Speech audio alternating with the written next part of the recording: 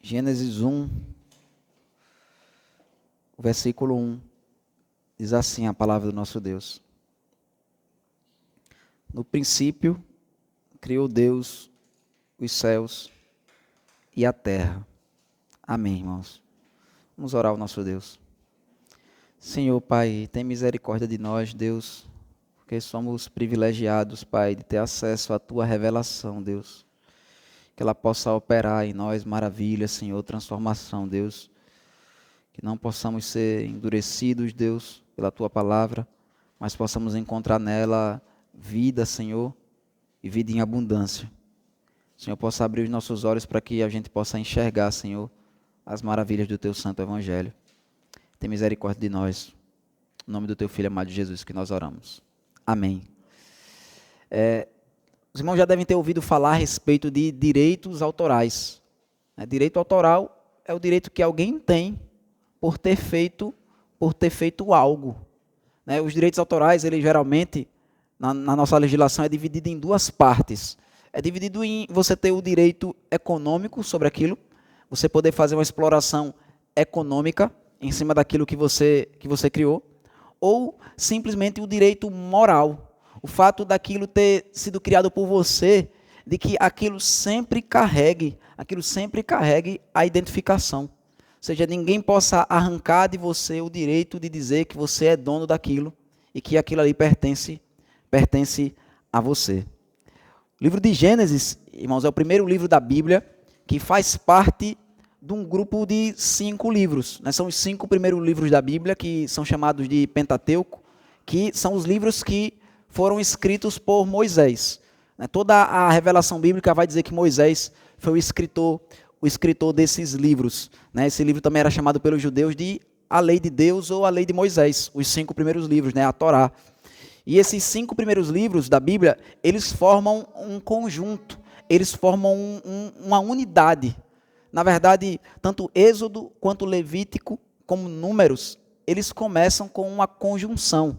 Ou seja, o livro ele começa dando continuidade àquilo que vem antes. Começa com um i, ou seja, continuando a história que estava sendo contada antes, mostrando que eles formam uma unidade. E Deuteronômio é o resumo daquilo que Deus quer que o povo se lembre. Ele vai recontar e interpretar a história que o povo de Deus ele passou no Egito, e na sua saída do Egito. Na verdade, esses livros eles foram escritos e entregues ao povo justamente na entrada deles para a Terra Prometida, para que eles pudessem entender ali tudo que eles vivenciaram com Deus e até mesmo as coisas que aconteceram antes. Mais especificamente, o livro de Gênesis, ele é o livro mais longo da Bíblia, se assim a gente puder falar, a questão do período que ele está abrangendo. O livro de Gênesis, ele no mínimo, ele está registrando aqui 4.000 anos de história.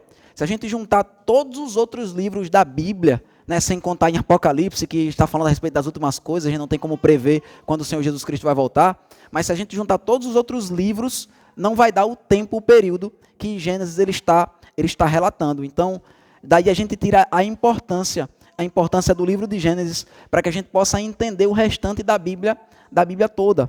O livro de Gênesis ele pode ser dividido, ele geralmente é dividido pelos teólogos em 2 partes, que é do capítulo 1 até o capítulo de número 11, onde ele vai falar a respeito do princípio de todas as coisas, e do final do capítulo 11, ou mais especificamente a partir do capítulo 12, ele vai começar a falar do princípio do povo de Deus, do povo de Israel, do povo de Abraão, dos descendentes de Abraão, de Isaac e de Jacó.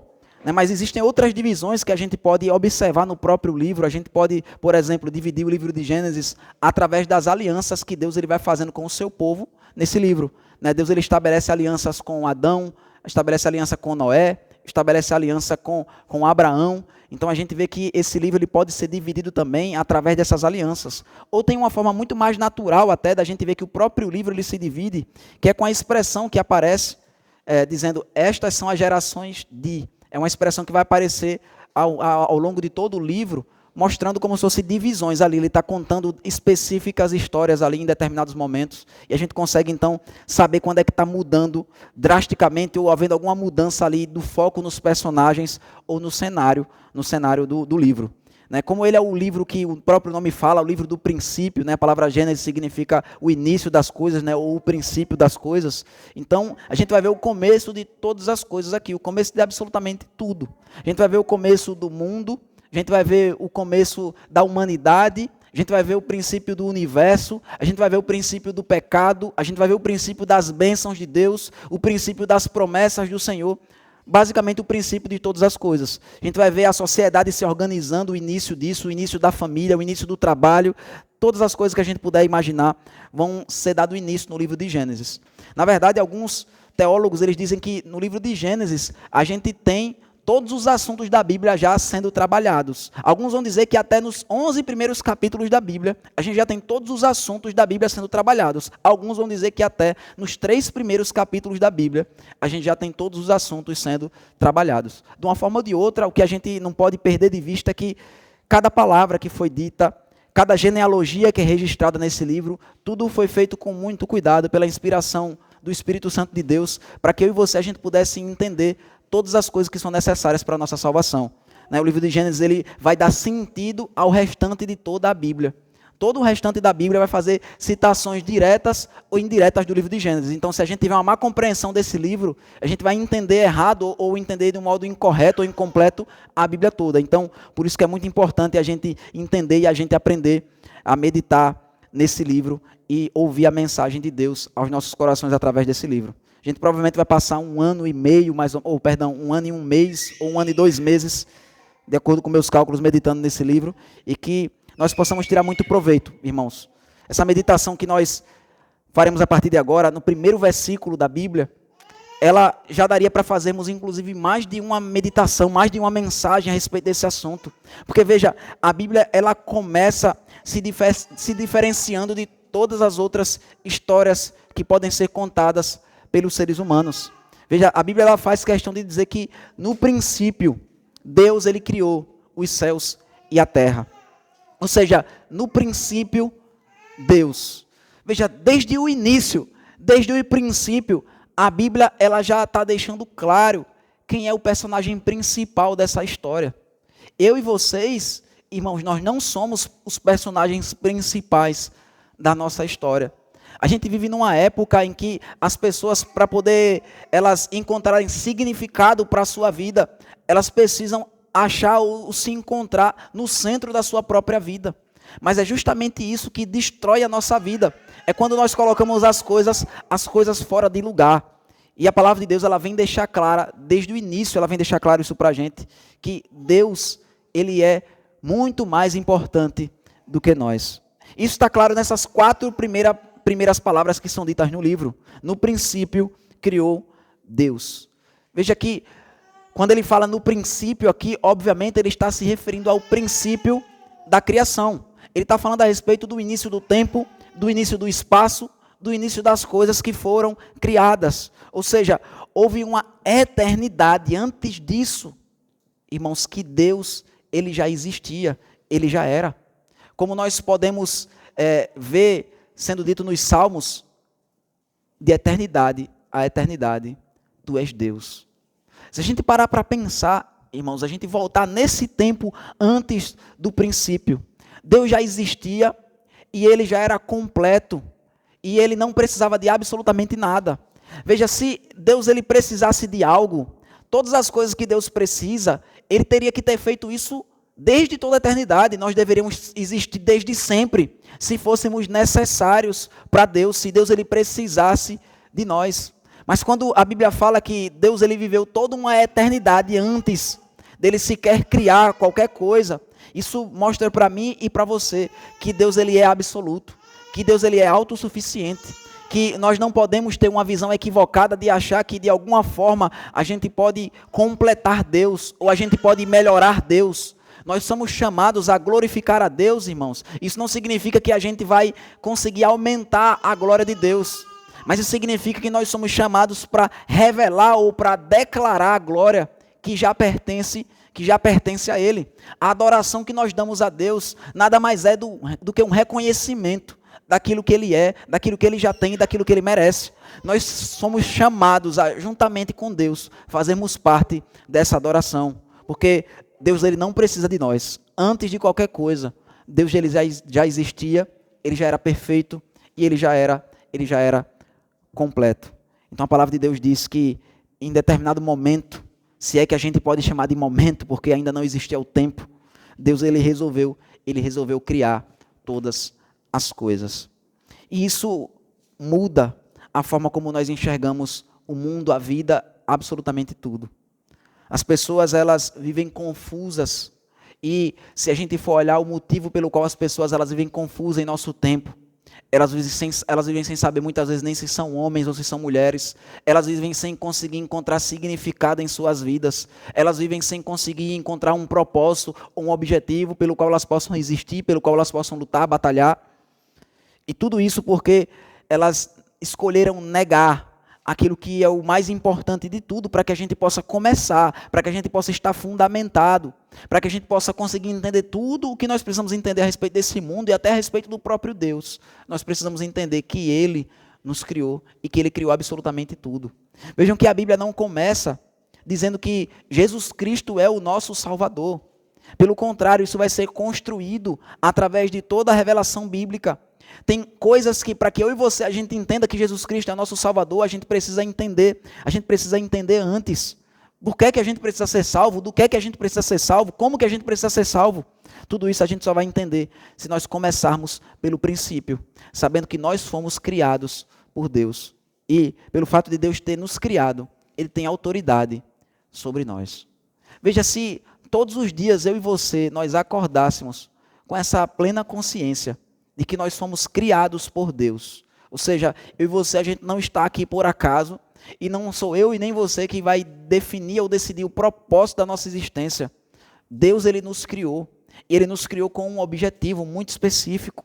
Então, nós vamos viver a nossa vida completamente diferente do que se ignorarmos essa verdade. A Bíblia fala que o fato de sabermos que Deus nos criou é algo que nos dá muita informação, muito conhecimento. Por exemplo, lá em Romanos, no capítulo 1, o apóstolo Paulo vai dizer que Deus ele tem revelado aos homens a sua glória, a sua sabedoria, a sua divindade, os seus atributos invisíveis. E ele diz que Deus tem revelado todas essas coisas através da criação. Ou seja, o fato de Deus ter criado todas as coisas revela a sua glória. Na verdade, esse versículo aqui, irmãos, esse primeiro versículo que nós acabamos de ler, dele nós podemos extrair, ele serve de base, pelo menos de modo claro e direto, para os 3 primeiros mandamentos. Veja que o relato bíblico, ele fala que Deus ele criou os céus e a terra, ou seja, Deus ele criou todas as coisas. Né? O judeu, o hebreu, ele não tem uma palavra para falar a respeito do universo. Então, ele fala que Deus criou tanto as coisas visíveis como as coisas invisíveis, dizendo que Deus criou os céus e a terra. A Bíblia é o único livro que vai relatar e que vai contar a história de um Deus que ele é completamente diferente e separado da sua criação. Existem relatos que foram inclusive registrados antes da própria Bíblia, que ele vai contar a história da criação do mundo. Relatos que não são inspirados por Deus, relatos que os homens inventaram da sua própria cabeça, ou melhor dizendo, relato que os homens, pelo seu descuido e pelo seu desinteresse em glorificar a Deus, eles acabaram se esquecendo de como foram as coisas.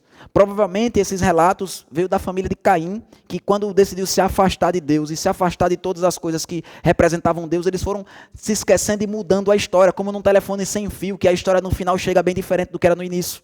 A Bíblia ela se diferencia de todos esses outros relatos que são dados, porque os outros relatos, eles vão falar que Deus, os deuses deles, criaram o mundo, mas foi a partir de uma matéria pré-existente. Ou Deus, ele matou um outro Deus, e aí das entranhas daquele Deus que foi morto, ele criou a terra, ele criou os céus.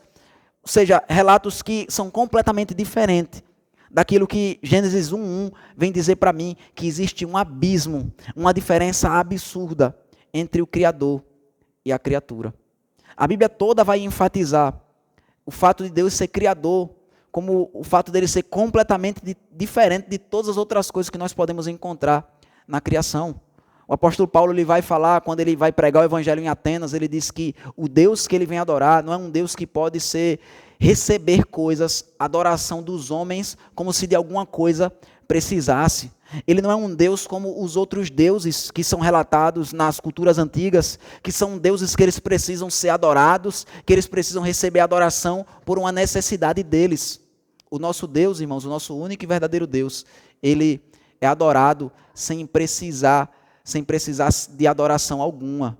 Ele é adorado, ele se deixa ser adorado por nós, não porque ele necessita disso, mas nos dando um privilégio, o privilégio que eu e você nós temos de adorar o Deus que nos criou com esse propósito, com esse objetivo específico. A Bíblia então nos diz que Deus, ele criou absolutamente todas as coisas, diferenciando de todos os relatos. E por isso, Deus ser separado completamente da sua criação, a gente consegue entender os 3 primeiros mandamentos. Porque veja, o primeiro mandamento nos diz que nós não devemos ter outros deuses diante de nós, porque Deus ele é único. Irmãos, Deus ele é exclusivo, não existe ninguém como ele. O resto, todas as outras coisas que nós pudermos enxergar nesse mundo é criação desse Deus. Então, Deus ele é o absoluto criador de todas as coisas. Então, só ele é digno de ser adorado. Só ele é o único e verdadeiro Deus. Só ele deve ser reconhecido como Deus. E veja, se só ele é Deus, se ele deve receber adoração como Deus, então nós, por sermos criaturas, por estarmos do lado oposto, por estarmos em uma distância infinita em relação a ele, como diz Isaías, os nossos pensamentos são completamente distantes dos pensamentos de Deus. Ele diz assim como o céu e a terra, ele fala o céu e a terra porque são as duas coisas mais distantes que o salmista, ou que o profeta ele poderia dizer. Ele diz assim como se dista o céu da terra, ele diz, é a distância entre os nossos pensamentos e os pensamentos de Deus. Então daí a gente pode entender que nós precisamos adorar a Deus do jeito que ele quer ser adorado. Deus ele precisa nos dizer como nós devemos adorá-lo, senão nós não poderíamos adorá-lo do modo correto. E também o terceiro mandamento que diz que nós não devemos tratar Deus como se ele fosse qualquer outra coisa. Nós não devemos tomar o nome do Deus que é santo, que é eterno, que é verdadeiro, em vão, ou seja, tratar ele como se ele fosse as coisas passageiras aqui desse mundo. A gente vai tratar o Criador como se ele fosse criatura. Isso que nós podemos ver, os 3 primeiros mandamentos aqui, fica mais claro quando a gente percebe que o primeiro mandamento que vai ser dado na Bíblia, ou pelo menos que vai ser falado a respeito dele na Bíblia, vai ser o 4º mandamento. No capítulo 2 de Gênesis, no versículo 1, ele vai falar a respeito do dia do Senhor. Ou seja, porque os outros 3 mandamentos, irmãos, é inerente ao fato de nós sabermos que Deus ele é o Criador de todas as coisas. O sabermos que nós precisamos adorar Deus num dia específico, isso é o que a natureza não pode nos revelar. Mas nós podemos saber que ele é o único Deus, nós podemos saber que ele é o único digno de adoração e que deve ser adorado do jeito que ele mesmo exige que seja adorado e que ele não pode ser tratado como qualquer outra coisa que ele mesmo criou. Então, irmãos, quando a gente entende que Deus, ele é o nosso Criador, isso muda a nossa vida completamente. Os homens que tentam negar essa verdade, eu dei uma olhada, fazia tempo que eu não perdia meu tempo vendo o que a ciência fala, o que eles pensam a respeito da criação do mundo, e essa semana eu dei uma olhada e eu vi um cientista falando a respeito da posição majoritária hoje, do que os homens pensam a respeito de como o universo ele chegou à sua origem, e eles ainda estão naquela teoria do Big Bang, que eles dizem que o Big Bang é certo que aconteceu porque eles calculam que a distância da matéria, pelas leis da física, tudo deveria estar num único ponto. Tudo poderia ser reduzido a um único ponto. E aí eles dizem, e aí então desse ponto foi que tudo veio a existir. Da explosão ali, tudo veio a existir. Só que aí eu vi a explicação do próprio físico e ele diz, só que a gente não sabe o que aconteceu nos primeiros momentos do universo, porque naquele momento ali, as leis da física não poderiam funcionar pela forma que o caos deveria estar ali naquela situação. E aí eu fiquei pensando comigo mesmo, veja, ele diz que vai usar as leis da física para poder saber a origem do universo, mas aí ele mesmo disse que houve um tempo em que as leis da física não existiam. Como é que as leis da física que vieram a existir, então, elas vão poder me falar como é que é a origem do universo? Não faz sentido algum. Mas os homens, eles sempre vão querer negar essa verdade, irmãos. Essa vai ser a verdade que os homens mais vão estar dispostos a negar. Eles não vão ter tanta preocupação assim, nem mesmo de negar Jesus Cristo como Salvador, tanto quanto eles vão se preocupar em Deus como Criador. Porque, vejam, se eles tiram essa verdade de que Deus é Criador, então ele não tem direito nenhum sobre nós. Veja, se ele não é o nosso Criador, então, se a gente não vê a existência porque ele nos trouxe a existência, então nós podemos viver do jeito que queremos. Eles não precisam mais nem levar em consideração nada que é dito na Bíblia. Veja, se Gênesis 1:1 não for correto, irmãos, se não é a palavra de Deus inspirada pelo Senhor, então não importa mais nada que a Bíblia tenha a dizer para mim.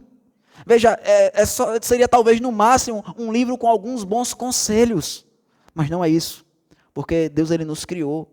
Ele não só tem o poder, a sabedoria, mas ele tem todo o direito sobre nós de determinar como devem ser cada um dos nossos passos, como nós devemos conhecer a sua vontade, que ele revelou na sua palavra, para que nós possamos viver e nos conformar de acordo com essa santa palavra. Então, o fato de sabermos que Deus nos criou, irmãos, vai mudar a nossa vida completamente. É uma verdade que, se eu e você, a gente meditar, refletir nela e levar o nosso coração diariamente, a nossa vida vai ser completamente diferente. Inclusive, o quarto mandamento, quando ele é dado pela primeira vez em Êxodo 20, de modo mais claro, ele é dado no contexto de que nós devemos usar esse dia, o sábado do Senhor, para que nós possamos refletir no fato de que fomos criados por Deus. Veja, essa é a grande reflexão que Êxodo capítulo 20 vai dizer que nós devemos fazer no dia do Senhor, que nós devemos tirar todo esse dia, para que nós possamos pensar que Deus é o nosso Criador. Ou seja, você deve pensar, eu não pertenço a mim mesmo, eu não sou o meu próprio dono, o Senhor ele me criou e por isso ele tem todos os direitos sobre mim. E aí, falando assim de um modo geral, é muito fácil das pessoas, ou pelo menos de nós que nos dizemos cristãos, concordarmos com isso. Deus nos criou e ele tem direito sobre nós. Mas não é que Deus nos criou e ele tem direito apenas sobre nós, irmãos, em tese, na teoria. Mas na prática, o Senhor ele exige que nós vivamos de acordo com esse fato. Que nós o sigamos, que nós o obedeçamos, que nós vivamos em conformidade com a sua vontade, pelo fato de ele ter nos criado. E em todas as coisas, irmãos, nós precisamos nos adequar à vontade do nosso Deus.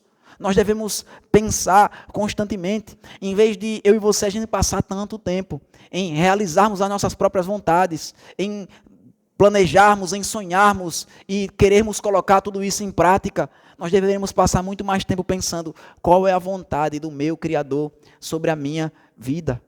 Veja, se nós formos ver a forma que o povo de Deus se apresenta ao longo das Escrituras, eles sempre vão fazer essa referência, eles sempre vão explicar para os outros povos que Deus que eles servem. A gente pode ver Jonas, quando ele é encontrado lá dormindo, quando ele é encontrado ali no barco, e ele é chamado ali para também adorar o seu Deus. Ele diz, eu sou hebreu. Ele diz, eu sou servo do Deus que é criador dos céus e da terra.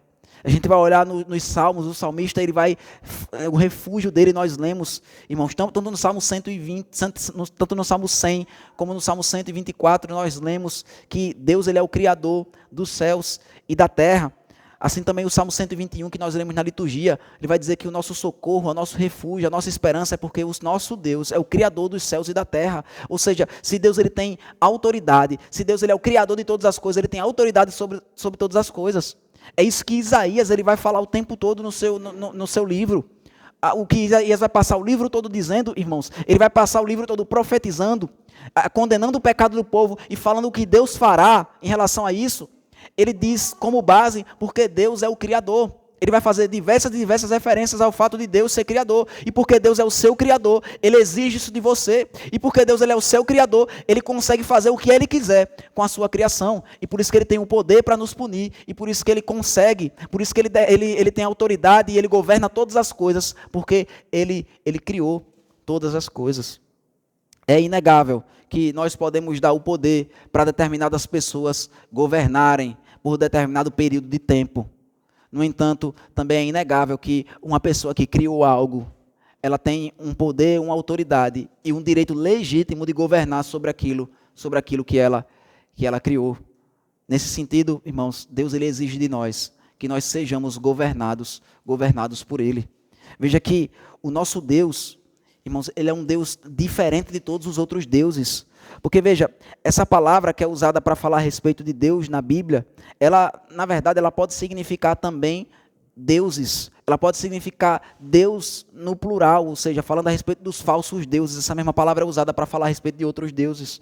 No entanto, Sempre que ela é usada para falar a respeito do nosso Deus, é usada essa palavra no plural, poderia ser usada a palavra Deus no singular, porque ele se apresenta como o único e verdadeiro Deus.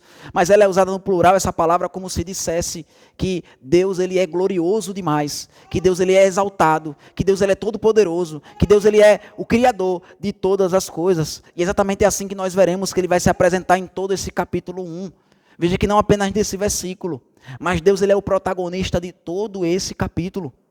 E isso é maravilhoso, e por isso que o capítulo 1 de Gênesis é um dos mais belos capítulos da Bíblia, porque de um modo claro, Deus está sendo apresentado como o autor. Deus ele está sendo apresentado como aquele que age, como aquele que faz todas as coisas, como o sujeito de todos os verbos.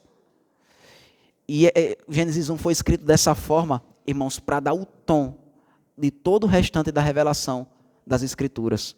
Não é para nós lermos esse capítulo e nós pensarmos apenas aqui Deus está governando e Deus está operando todas as coisas. Mas Deus ele continua sendo soberano no capítulo 2 e até o capítulo 22 de Apocalipse. O Senhor Deus ele é soberano sobre todas as coisas e em todos os momentos.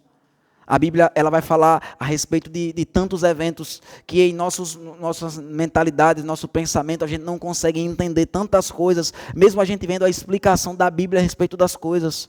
Mas Deus que governa todas as coisas, ele não perdeu o controle do universo, ele não perdeu o controle do mundo em nenhum momento.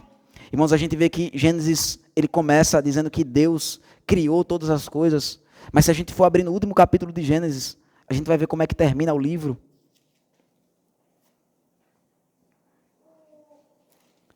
E o último versículo de Gênesis termina dizendo que José morreu. José morreu. Ou seja, o Deus que criou, o Deus que trouxe vida. O livro que começa com a origem, com a vida, ele termina com a morte. E se nós formos olhar o final do Pentateuco, vai acontecer a mesma coisa. O último capítulo do livro de Deuteronômio, ele vai falar a respeito da morte de Moisés, em seu capítulo 34. Veja, o livro que começa com vida, tanto o livro de Gênesis como o Pentateuco, termina com a morte, tanto em Gênesis como em Deuteronômio. Porque, de fato, Deus ele é o nosso Criador e ele tem toda a autoridade sobre nós por ele ser o nosso Criador. Mas muito mais do que o nosso Criador. O Senhor é aquele que não apenas nos criou, mas também ele nos fez novas criaturas em Cristo Jesus. Nós somos refeitos. A criação, ela de certo modo, ela houve um desvio daquilo que nós poderíamos imaginar do que seria para ela ser perfeita, sem nenhum defeito, sem nenhum pecado. Mas Deus ele decidiu mostrar a sua glória de um modo mais maravilhoso, fazendo com que a gente passasse por um caminho muito mais longo.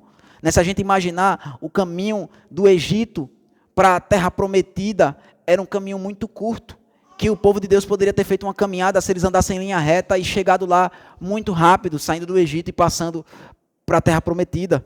No entanto, Deus fez com que eles dessem voltas para que ele pudesse revelar sua glória no deserto. Da mesma forma, o livro de Gênesis, o livro de Deuteronômio, eles não acabam daquela forma que é esperada, com o livro que começa dizendo que Deus ele é criador e ele é soberano sobre todas as coisas.